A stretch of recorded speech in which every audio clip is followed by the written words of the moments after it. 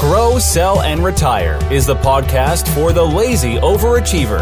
B.D. Dalton, author of True Gravity and Grow, Sell, and Retire, is here to give you his 25 years of secrets, tips, and systems to take your business to the next level. This is your chance to find out what is working in sales, marketing, and running your business. If you stop learning, you stop burning. Now, here's your host, BD, with today's GSR podcast. Hey everybody, BD Dalton here for the Grow, Sell, and Retire podcast. I am talking today with Whitney Johnson. She's amazing. She's got a book coming out called Build an A-Team. She's also written a book called Disrupt Yourself and Dare, Dream, Do. This is going to be awesome. She's interviewed, she got her own podcast called Disrupt Yourself. She makes sure that she interviews amazing people. So if you haven't checked out her website, it is, and you will check it out, is whitneyjohnson.com.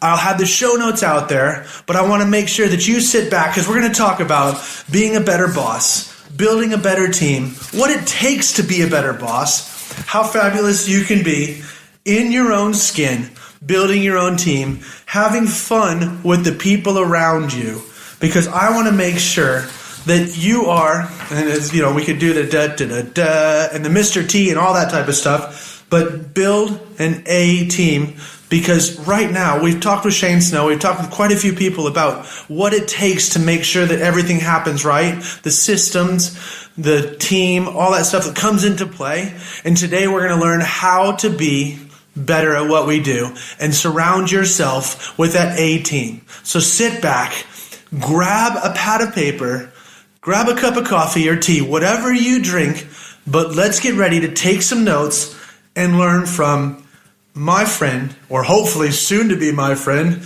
Whitney Johnson. Here she is. All the best. Grow, Sell, and Retire, making you the lazy overachiever. So we're here on the Grow, Sell, and Retire podcast, and I'm here with Whitney Johnson, just completed and released your new book. So walk us through a little bit of the title and how it came about, Whitney. Yeah, so it's titled Build an A-Team, Lead Them Up the Play to Their Strengths and Lead Them Up the Learning Curve. And so the book came about because I had published Disrupt Yourself in 2015, late 2015. And as most books, or as with anything, there are lots of reasons why it came out. But one of the big reasons is that people would say to me, okay, I get it. Like, I want to disrupt myself. But number one, I'm not going to let anybody on my team read it because then they'll leave. And so I'm like, well, no, that's not exactly the point. And number two, how do I get people on my team to disrupt myself? And how do I disrupt themselves? And how do I create an ecosystem where this idea of disruption is possible? And then as I started to really say, okay, how do I answer this question? The aha, or maybe perhaps the thing that was sitting right in front of me all along, was the fact that if you want as an organization to remain current, to remain competitive, the way to do that is to build an ecosystem wherein repeated personal disruptions are possible. Because when you allow people to learn, leap, and repeat, they will stay engaged, they will stay innovative, and then the disruptive organization, the organization that's competitive, able to manage through change, happens on its own. So that was the genesis of Build an A-Team.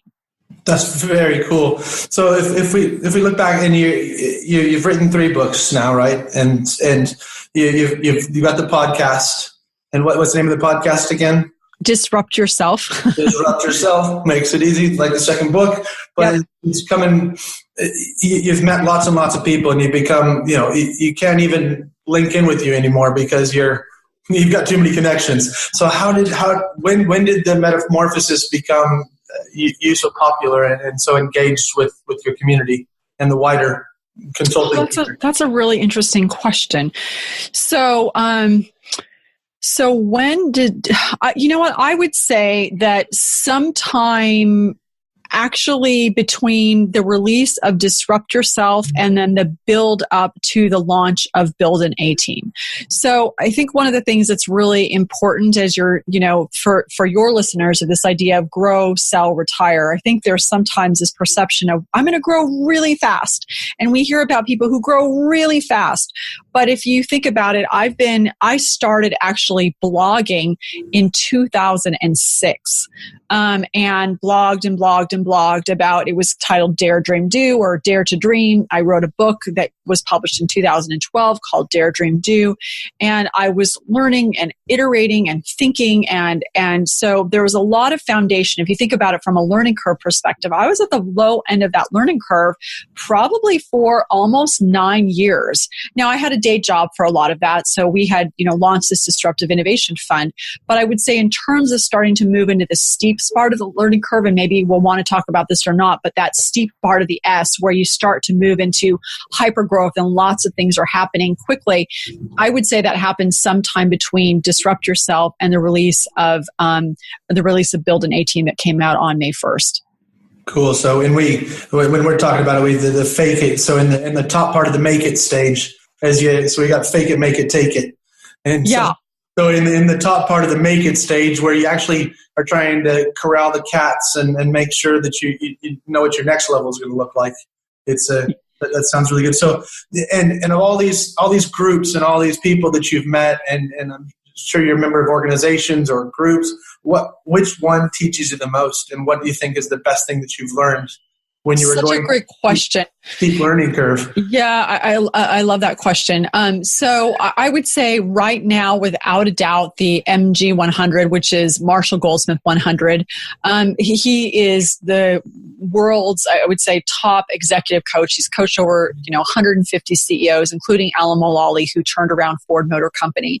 And he decided about 2 years ago that he wanted to give back and he teach people everything that he knows. He's in his late 60s, and so he said, okay, I'm going to open this up and have people apply, and then I'm going to give them everything they know. And then the only criteria for accepting, or one of the criterion, is that you have to be willing to give back when you get to be my age. And so I applied for this, and 16,000 people at this point have applied, and I was one of 15 people selected. So I really feel like I won the lottery.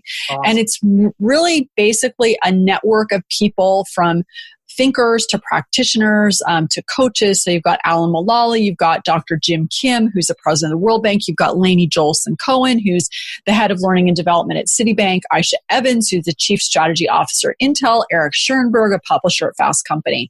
And what's interesting, and those are just a couple of five of the people. And what happens is that we learn from one another, we teach one another, we find ways to support each other. So we get together every 5 or 6 months, and there's always an opportunity for us to learn. But then there's, from hearing from other people that are in this particular network. Then there are things like, how can we support people? How do we send other people new business? I've gotten, on a number of occasions, people who have been willing to informally coach me. And then there are these accountability partners where we have these daily questions that we're trying to, ask ourselves to improve. And right now, one of the people in that group is my accountability partner for the second quarter, of just checking in with each other once a week to see how we're doing. So this is something I've been part of for about 2 years, and it's definitely the most influential for me at this point in my career and in my life. That's awesome. And so of that, you're finding that the accountability, the people that you're surrounding yourself with, and that was. Yeah, it's effectively, if you think about it, it's effectively the mastermind group that Napoleon Hill talked about, is where you're pulling. It didn't start out to be that way, but that's what it's turning out to be, is this mastermind group, and which I think we all need, and we don't. Some people kind of instinctively know how to construct mastermind groups, but I think a greater part of us don't quite know how to create that. And so when it does get created, either because we happen into it or we seek it out, it can be tremendously valuable for us to be able to move our businesses forward. That's awesome. Yeah, my first book was called True Gravity, and kind of based around all the networks and measuring your network from that perspective. And Napoleon Hill is, that was probably page 4 of the book. Well, there you go. So this is a good case in point for for that book. It just proves that no matter what stage in the game you're at, it's the people you surround yourself with, and energy wise, and also giving them the accountability. Or giving them the ability to hold you accountable, I guess. Yes, that's exactly. the hardest part when you're an entrepreneur. So it's really cool. So entrepreneur, and Pete, you talk about this, kind of that if we train them, they'll go somewhere else, or if we don't train them, then they stay. It'll be a horrible place to work. Right. where's this idea? Was it a good boss or a bad boss that brought you to having these discussions, or was it a little bit of both? That's such a good question. So, I would say the pivotal moment for me in starting to think about this idea, maybe not pivotal, but the kernel of an idea, was when I was still working at Merrill Lynch on Wall Street. And partly as a consequence of a very good boss, I was starting to feel really confident in my career. And so, I was in the sweet spot of my learning curve on that, that S curve. And so I had gone with his blessing to a person in senior management and said to him, I love mentoring and coaching people. I'd like to ask for your help or sponsorship and trying to figure out over time how to move into senior management. Now, let me just say, I think in retrospect, I did not handle that conversation well. So I'm going to give that caveat to him, or to be fair. But at the same time, he dismissed me and effectively almost laughed at me like, that's a ridiculous idea. Now, mind you, I had been institutional investor ranked for 8 years straight. I mean, I was at the top of my game. So this was not, I wasn't like some schlep that was asking for this, help or advice. I was absolutely top of my game. And so when he was just like, yeah, sorry, you're at the top of the curve and we like you right where you are. And there ain't no future for you here. You just get to keep doing what you're doing. I was like, it's not quite working for me. And so I think really this idea of having that experience of someone, he wasn't my boss, but he was my boss's boss's boss, of just not being open to my trying something new was the catalyst or kernel of this idea. What's interesting though, and I want to say this, is that in writing this book, I didn't really start there with this idea of I'm going to teach you how to be a better boss. It's one of those things that over time I realized, if you will do all these things, you will be a boss that people want to work for. And so I kind of got there in this kind of backwards of trying to figure out, how do I make these ideas so that they're relevant to you, so that you're like, you know what, Whitney, I want to pick up this book. And if I tell you, if you read this book, you'll be a better boss, it's a lot more interesting for you than, hey, why don't you read this book? Like, here's the payoff for you. And so that's how I got there. That's cool. So in that whole thing, when you were looking back and you kind of got there in a roundabout way, do people as entrepreneurs or as business people set out to be bosses?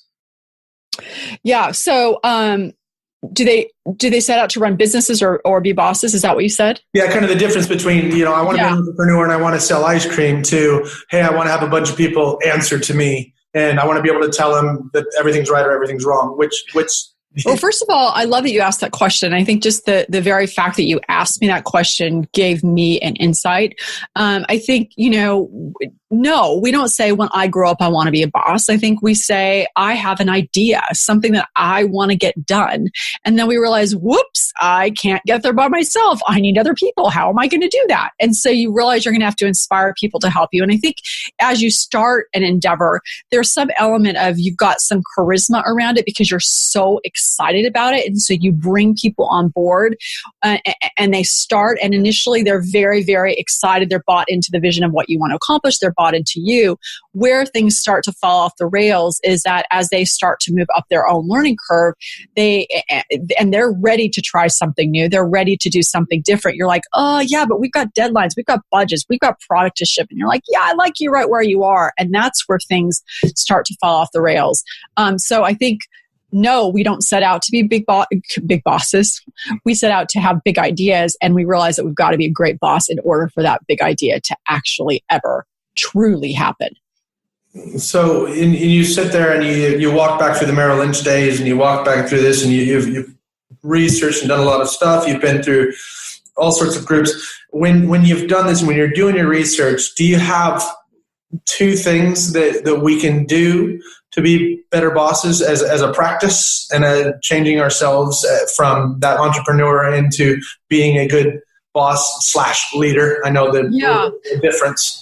Yeah. So I do. The first is, I think as a boss or a manager or leader, we need to get better at identifying the talents of the people who work for us and then persuading them to actually use those talents. So one of the things that happens that when we hire people, they tend to lead and talk about what they do well, not not about what they do best. And the reason they do that is because the thing that they do best is so easy for them. It so reflects that they don't value it. So they're not going to put that front and center on their resume because they're like, that's not actually very valuable.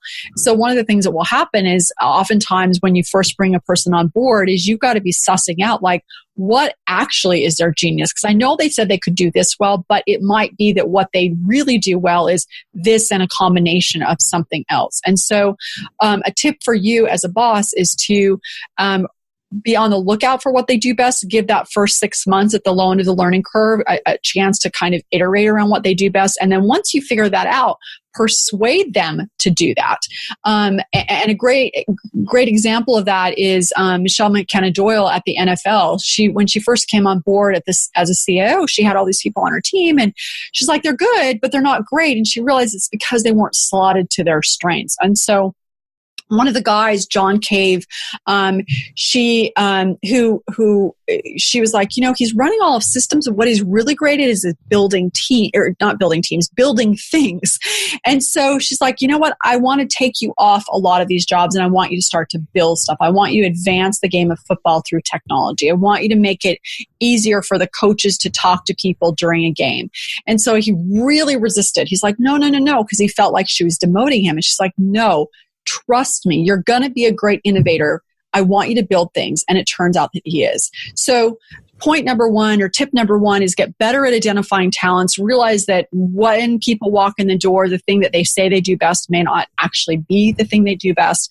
And then be persuasive in helping them understand that what they do best is what you need them to do, and you actually value it, and they should too. So that's actually a lot of tips. I'll stop there unless you want me to keep going. No, that's actually really good. And I think if anybody could do that alone, which is a big task, especially over 6 months, to not only look at turnover or whatever their role is, but to let them unleash themselves into other areas is a challenge in itself. So that one, identify and emphasize talents, is a perfect one. Great. So and I precursored you with this, but what's your funniest boss story? You being or receiving a boss, and not the Merrill Lynch thing, because that was kind of ironic. But you know what? It's so funny that you asked me that. I don't know that I have a funny boss story, but I have another ironic story. Can I share that one with you? That works perfectly.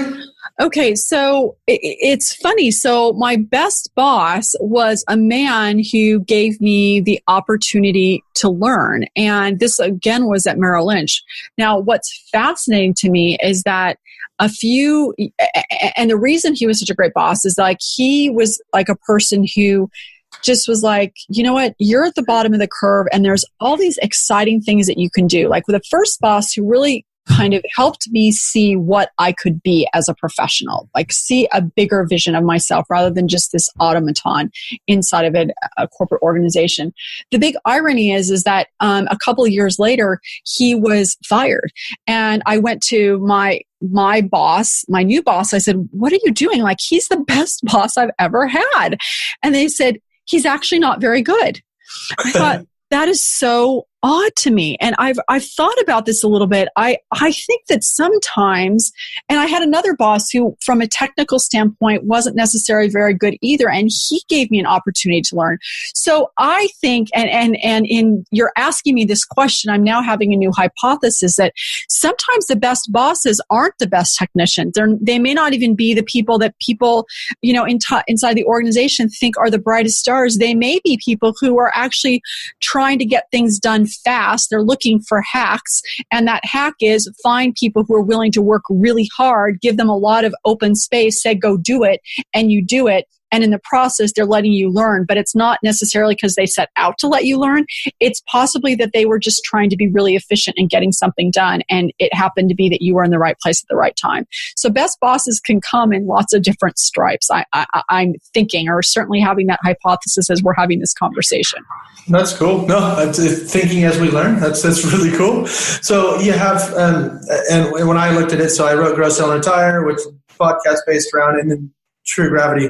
I wrote them backwards because I think you need to get your stuff right before you then go trying to sell it to a bunch of other people and network and build that, even though you need to kind of have them both in tandem. So if you were to look at your books, which order should we read them in? Because we should buy all three, but which order should we read them in? You know what? Okay, so if you're it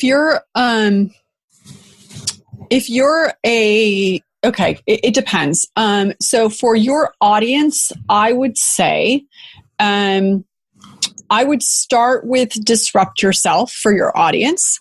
And then I would move to Build an A-Team, because Disrupt Yourself is about you. And how do you figure out when you're at the top of a learning curve, and then once you move to the bottom of the next one, how do you do it effectively? But it's all about like you. Like you can't be an agent of disruption if unless you're willing to be its subject. So I would start there. Then the second book I would read is Build an A-Team, because now you're willing to disrupt yourself. How do you create an ecosystem where the people around you are, and how do you move or go big? And then the third book I would read, and this is much more of a cup of hot chocolate. It's less of a business book. It's called Dare, Dream, Do. And this is a book that I wrote after I left Wall Street for the first time and was having all these conversations with people about, what's your dream and what do you want to accomplish, women in particular, and discovering that they didn't really have dreams. And oftentimes they felt it wasn't their privilege to dream. And so this book was building a case of here's why you need to dream, here's how you figure out what it is, and then here's how you execute against it. So I would read that third as your dessert, if you will. It was written for women, but a lot of men have read it and found it very, very useful. I would say if you're a woman and you're just trying to get started with your business and trying to kind of screw up the courage, and you've got work you're trying to do and you've got children at home, I would probably start with Dare, Dream, Do. But in general, I would start with Disrupt Yourself, move to Build an A-Team, and then read Dare, Dream, Do for your dessert. That's really good. And the funny thing is that our demographic is probably higher on the ladies' side, about 70%. So it's an interesting one because it's just working along that side. I think that's very, very pertinent. So cool. So now on to the fun stuff. So 2012 first book, 2016 next book, 2018 this book. What are your plans besides now that this just come out? What are you doing with the book, and where are you going for this year? What type of goals? Yeah. So a couple of the projects that are on deck for right now is one is our team is working on a course or a workshop that will help you become a better boss by building a better team, because I can't be everywhere. And so we're building out this workshop that you can take into organizations, whether it's 10 people, whether it's 400 people, and do these half day and full day workshops where you can work through that. Another one is much more personal, and this kind of goes back to that cup of hot chocolate, is to have an online course, and creating an online course that will use as my starting point. Disrupt Yourself is figure out how to help people get more, whether you're feeling stuck or whether like things are actually really good but you want to get more, and that you do it through personal disruption. So that's another project that I'm working on, and I'm really, really excited about both of them, because for me, you have this grow, sell, retire. I'm right now very much in that growth phase of how do I take these ideas and make them and scale those ideas. And so that's where I am in my particular journey. That's very cool. And the funny thing at the end of our book, the retire is most people that are you're in my boat. The retirement isn't kicking your feet up on a beach somewhere. It's always having your finger in some sort of helping out, like you did with your MG 100. It's giving back. Right. Back. Yeah. So I can't retire because my brain won't work. Right. It's more of the, well, what am I going to do next? Right. Learn, leap, and repeat. Like, what am I going to do next to retire? To me, at least, I suspect with a lot of your audience. That's very good. But we call them the workplace hostages, the people that didn't plan or, didn't get there. So it's getting around those. But so how about your favorite piece of tech that enhances your life? Maybe one fun and one business, or maybe one that does both for you? Yeah, one that I really am loving is, and this is kind of a fun one. So about the beginning of the year, my daughter came home and was like, "Hey, Mom, I think you should use this app. It's called 1 Second Every Day." And she had just read about it on Dan Pink's Pinkcast. And within a couple of days, I was actually interviewing Dan for my podcast. I'm like, oh my goodness, I'm using 1 second every day. And he's like, how did you find out about it? I'm like, my daughter. So here's what it is. You basically take a picture every day, and it doesn't have to be every day, but you're trying to, adhere to that as much as possible. And then it allows you to upload it into this app. And so I now have, since January 4th of this year, a picture every single day. And it can be a video, it can be a picture, whichever. And so it's this video or visual journal of my life. And the reason that is so enhancing for me is it allows me to, number one, capture our lives in photos, which I have been terrible at. Like, I'm not a picture taker. And number two, to really relish and savor these like smaller moments of every single day. So that is something I would recommend highly. It's called 1 second every day. So yeah, that's my big one right now. That's awesome. And I see it right now on the top. So already ready to go. So that, and then how about something that's enhancing your life? How about something that might make your life, our big tagline is making lazy overachievers. So how about something that's making your life a little bit easier with work? Yeah, this is going to be counterintuitive, but it's the Headspace app, is learning how to meditate. Yeah.